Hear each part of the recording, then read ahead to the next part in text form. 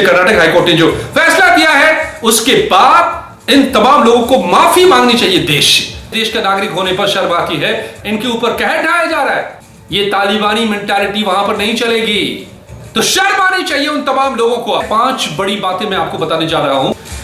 नमस्कार दोस्तों, स्वागत है आप सभी का एक बार फिर से इंडिया अप फ्रंट यानी कि बेबाक भारत पर। तो हिजाब मसले पर कर्नाटक हाईकोर्ट का बड़ा फैसला आया है। कर्नाटक हाईकोर्ट ने साफ कर दिया है कि स्कूलों में, किसी भी इंस्टीट्यूशन में आप हिजाब पहनकर नहीं जा सकते हैं। क्या कहा है? 5 बड़ी बातें मैं आपको बताने जा रहा हूं। उन 5 बड़ी बातों को समझिए जरा गौर से। क्या कर्नाटक हाईकोर्ट ने, फुल बेंच ने इस फैसले में क्या कहा है। पेटिशन जो उन छात्राओं ने दाखिल किया था कि उनको हर हाल में हिजाब पहनकर स्कूल में जाने की इजाजत दी जाए, इस पेटिशन को डिसमिस कर दिया है। पूरे विचार के बाद, सभी तरीके से समझने के बाद उसको खारिज कर दिया है कर्नाटक हाईकोर्ट ने। पहली बात तो ये। दूसरी बात, यही छात्राएं जो थी, इन्होंने ये पिटीशन डाला था।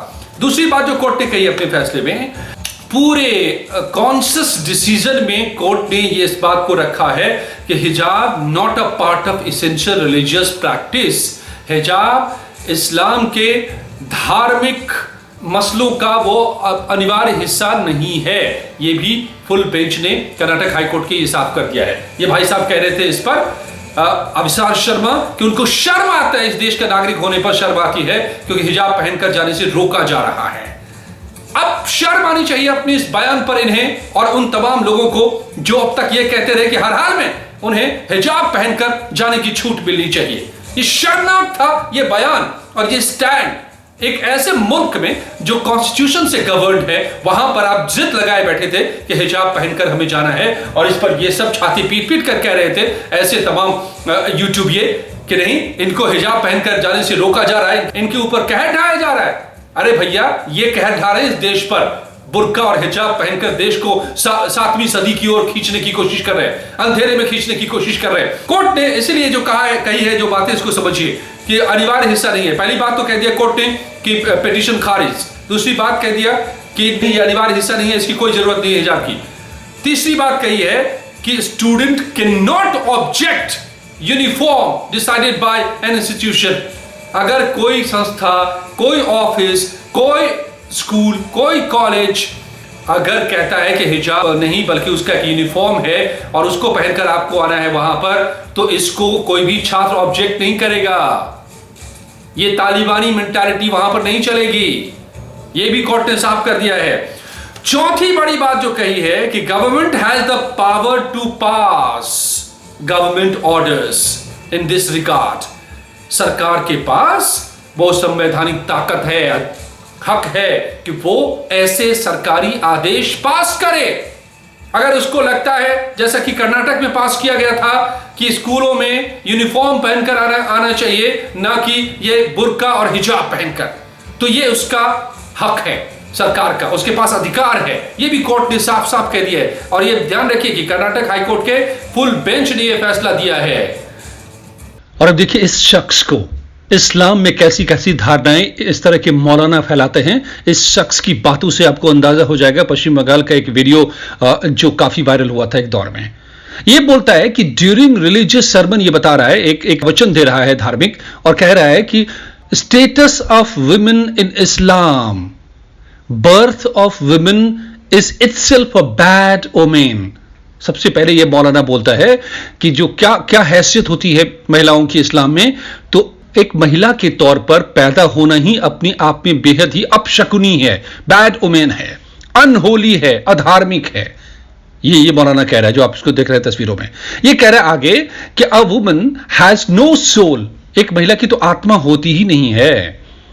Women is born as an object of enjoyment for men. ये आगे कहता है कि महिलाएं पैदा होती हैं पुरुषों के मनोरंजन के लिए, उनकी विलासिता के लिए, उपभोग के लिए। Husband can sell his wife, एक हस्बैंड, एक पति अपनी बीवी को बेच सकता है, but wife can not leave her husband even if mistreated. लेकिन अगर उसके साथ बुरा बर्ताव भी करे पति पत्नी के साथ, तो भी वो अपने पति को एक पत्नी नहीं छोड़ सकती। यही जो है, इसी तरह की मानसिकता हिजाब को प्रमोट करती है। इसी तरह की मानसिकता इस्लाम में औरतों को आधा इंसान का दर्जा देती है। एक मर्द की गवाही और 2 औरतों की गवाही के बराबर होती है। यही मानसिकता है, और यही लोग चाहते हैं कि ये बुर्के में रहें, ये हिजाब में रहें, ये पर्दे के पीछे रहें, ये आगे नहीं बढ़ें, ताकि ये इनकी पैरों की जूतियां बनी रहें। यही साजिशें हैं, और अफसोस ये है कि इन साजिशों में शामिल हो जाते हैं सो कॉल्ड वो सारे गैंग, शाहीन बाग के गैंग हो, ये वामपंथी गैंग हो, या फिर ऐसे पत्रकार। अफसोसनाक, शर्मनाक, हिंदुस्तान में ये नहीं चलेगा। 5वीं बात जो कही है कि institutional discipline prevails over individual choice, ये सबसे बड़ी बात है। ये लोग हिजाब की साहब जो है, आप देख रहे हैं ओवैसी, ये संविधान का संविधान के आर्टिकल 25 का हवाला देकर कह रहे थे बार बार कि ये हक है, ये आजादी है, ये निजी मौलिक अधिकार है कि हम चाहे जो पहने। नहीं है मौलिक अधिकार, उसकी एक सीमा है। मैंने पिछले वीडियो में ये भी बात रखी थी सामने कि भैया आपके मौलिक अधिकार की सीमा होती है, वो सीमा वहीं खत्म हो जाती है जहां से किसी और के अधिकार की सीमा शुरू होती है। आपकी सीमा है, मसलन उदाहरण के लिए, कि आप जो चाहे बोले, लेकिन आप किसी दूसरे को जाकर गाली तो नहीं दे सकते ना। तो यही इस पर भी लागू होता है, और ये आज इस जजमेंट में कर्नाटक हाईकोर्ट ने साफ कर दिया है कि ये institutional discipline prevails over individual choice. आपकी व्यक्तिगत पसंद, निजी पसंद क्या है, इसके ऊपर संस्थान का जो डिसिप्लिन है, जो अनुशासन है, वो उससे ऊपर है आपके निजी इच्छाओं के, निजी चॉइस के, पर्सनल चॉइस के। प्राइड, बुर्का, हिजाब इज माय प्राइड, एक मेंटालिटी को बदलने की जरूरत है। इन सबको ब्रेन वॉश जो किया गया है कि नहीं हिजाब में रहो, बुर्का में रहो, ये तुम्हारा प्राइड है। ये कहां से प्राइड हो सकता है? क्या इंसान ऊपर वाला क्या बुर्के में पैदा करता है क्या? आपको प्राइड है तो ये दकियानुसी, ये तालिबानी सोच, ये देखिए ना, हिंदुस्तान तो ये रहा है। ये तस्वीरें मैं इसलिए दिखा रहा हूं, ये गार्गी, मैत्रेयी, भारती की तस्वीरें शास्त्रार्थ में हिस्सा लेती थी। ये शंकराचार्य हैं या मंडन मिश्र हैं, ऐसी महिलाएं रही हैं। यहाँ हिंदुस्तान में पर्दा प्रथा रहा ही नहीं है। ये इस्लाम जब आया यहाँ पर, बुरके में आया और वो लूटपाट करता था, रेप करता था, बुरी नजर रखता था यहाँ की महिलाओं पर, तो मजबूरन यहाँ की महिलाओं ने भी अपने आप को ढकना शुरू कर दिया। वरना हिंदुस्तान में ये संस्कृति नहीं रही है। हिंदुस्तान में बराबर अधिकार रहा है महिलाओं का, ये घूंघट की प्रथा रही नहीं है।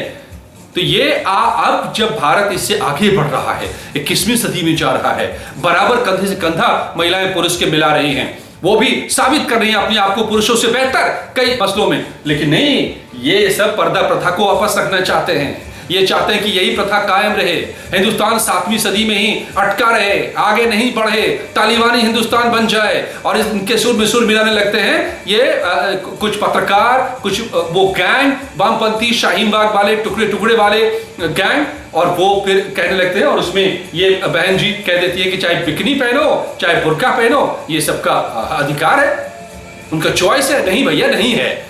आपको जो घर में पहनना है पहन लो, कम से कम स्कूल में, कॉलेज में, दफ्तर में, इंस्टीट्यूशंस में नहीं जा सकते पहन के। आज हाईकोर्ट ने ये साफ कर दिया है, और इस तरह से आर्टिकल 25 जो मौलिक अधिकार देता है, उसको भी पूरी तरह से, उसके इंटरप्रिटेशन को पूरी तरह से बदल दिया है कि इसका हवाला अब देना मत तुम।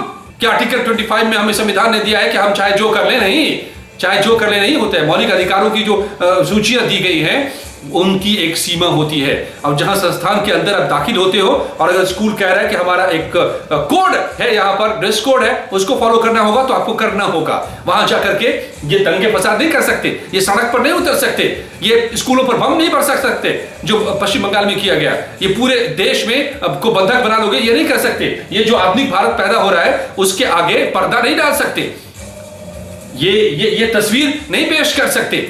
और ये किया गया।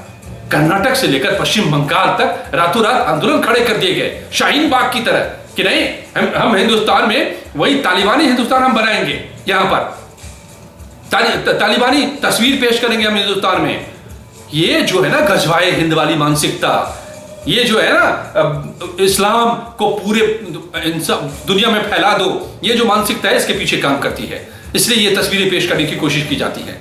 तो शर्म आनी चाहिए उन तमाम लोगों को अब, और उन सब पर मुकदमा दायर होना चाहिए जिन्होंने आंदोलन किए, स्कूलों को बंद कराया, ऐसे ऐसे दकियानुसी लोग।